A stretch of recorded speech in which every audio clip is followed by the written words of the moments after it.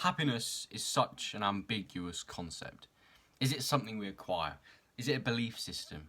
Or is it just a temporary emotion that happens by pure chance? Well, it's this question I've been trying to answer in recent times. I've been asking the question of what is sustainable happiness and how can we find sustainable happiness? Well, as sustainable as it can be. And I've realised two things. Number one, happiness, like all emotions, is temporary but can be encouraged. And number two, we personally are responsible for our own happiness. To be more happy, we have to change how we view the world, because we can't control the world. We can't control what happens outside of us, but we can control how we view it. Our perception of what happens mainly dictates how we feel about it. And that's why I like the quote from philosopher Henry David Thoreau, which is, "It's not what you look at that matters, it's what you see." And that's why I have that quote written on one of my sticky notes on my wall. The best way to increase your happiness right now can be conceptualized into a mental framework that is called cognitive reframing.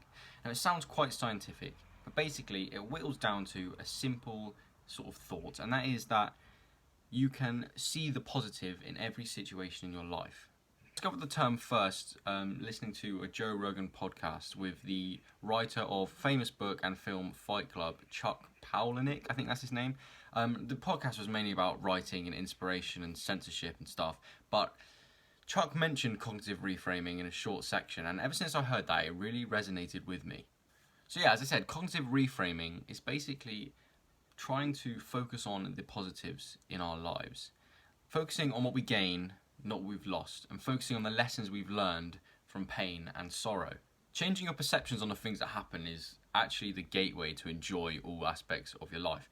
Now, I'll give you a sort of smaller, mundane example, and then I'll give you a wider, larger example of how cognitive reframing can change the way you look at life. Imagine you're out and about, maybe you're shopping, going for a walk, driving, all those kind of normal, mundane life things, and it starts to rain, or a car pulls out on you in a junction, or that friend forgets to call, or you slip over on the icy pavement. A small moment like that in your day can really get you down if you only focus on the negative.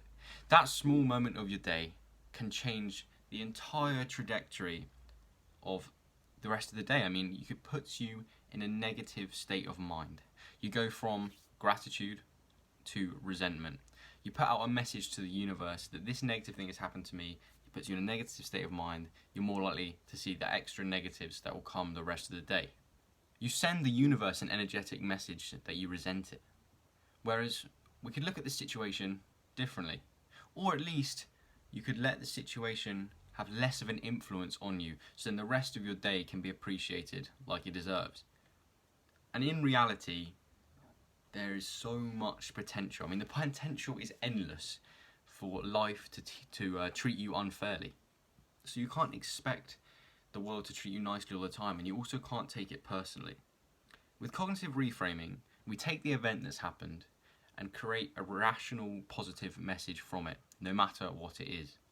For example, if it starts raining, you can think, well, there'll be water for the plants and the trees, and at least I have a warm home to go back to that I can get dry in later on. And at least when I get home, there's a warm bed to sleep in. Or at least I can experience the rain that's happening. At least I don't live in a part of the world where it only rains a few times a year. At least I'm not in a drought. It may sound stupid, but saying things like this to yourself can make you see the situation in a whole different way and take you out of that negative frame of mind. And you may argue, and it would be valid, that just thinking positively does nothing. And I would go as far as to agree with you. But cognitive reframing is not just blind optimism. Cognitive reframing is rational positivity. For example, with the rain, a blind optimist would say, I love rain. But that's not true, that's a lie. You're lying to yourself, and lying is never good in life. Whereas the cognitive reframing aspect would say the things that I said previously, that see the actual rational positives of the rain instead of lying to yourself and pretending to like it. If you apply this principle to daily life, it can create a profound mindset shift that will serve you for the rest of your future. Now, a wider example that I can use for cognitive reframing is actually with my disability. I have mild cerebral palsy in my legs, The scientific term is bilateral diplegia. And basically what that means is the messages from my brain to my legs get disrupted, and it makes my walk appear different to everyone else's. I can't walk as far and my mobility is slightly less. However, I used cognitive reframing over the past few years without even knowing what it was. I took the positives of my disability and stopped thinking about the negative. And I think this is the best way to approach any uncontrollable hurdles that you come up to in your life.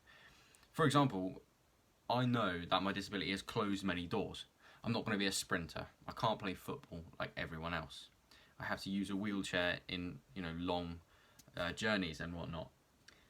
But instead of focusing on the doors that have closed, we can focus on the doors that have opened for us. So for example, for me, I play wheelchair basketball to a decent standard. I've met so many brilliant people through the sport. I absolutely love playing it. It's given me a sense of community, friends, a sense of achievement, goals to train for and everything. And also, I haven't let my disability stop me. I like to see myself as a bit of an ambassador to show that if things like this occur and things like this happen to you that you can't control, you can still do all the things that everyone else does. For example, the production that I did at the end of 2021 with my school, I saw that as an opportunity to show people that even though I had the physical disability, it didn't stop me from doing the thing that I wanted to do. So cognitive reframing made me see the positives. And this has helped me so much in actually seeing my disability as a gift. If you did focus on the rational positives in every situation, instead of putting yourself in a state of analysis paralysis and extrapolating the negative in every situation, how much happier would you be? How many negative moods would you alleviate yourself from? How many spirals of negative thoughts would you be able to just escape from by that voice in your head that says, this is okay. I'm not going to let this one negative moment ruin the rest of my day. And I think that the choice to see the positive is probably the most important choice you can make. Now, at first, you're not going to be able to think positively in every situation because we're so conditioned to either be neutral or focus on the negative, most likely. So just try. And if you hit it a couple of times a day, see the positive, or even once a day, it's progress.